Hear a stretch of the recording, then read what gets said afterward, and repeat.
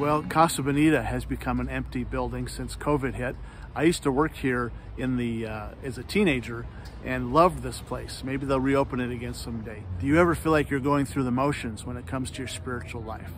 Well, that's how it had become at the temple where the Jews were worshiping back in the time of Jesus. There were actually two temples in the history of the Jewish nation. The second one, after the first was torn down, was built by Ezra and Nehemiah as they rebuilt the city.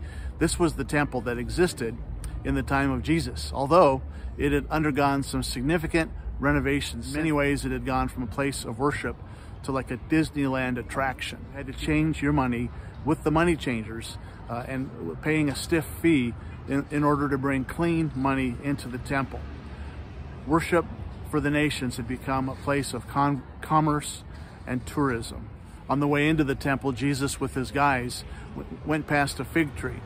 Jesus was hungry. He went to the tree, even though it was out of season, saw no figs, and cursed the tree. That poor tree, when they came out of the temple at the end of the day, after a very exciting day, they saw the tree dead and withered, like it had been dead and dried up for years. It was a metaphor of what had become of the place of worship for God and for the entire world. But our worship is not intended to be a tourist attraction. Our worship is intended to be a place of interaction with God.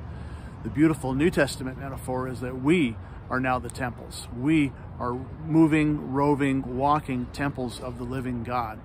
Jesus appears harsh in both of the temple cleansing accounts. In this one, he actually makes a whip, which must have taken some time, drives the money changers out of the temple and clears the temple. What has God used? What sort of hardships? What sort of whip has he used to help cleanse your temple?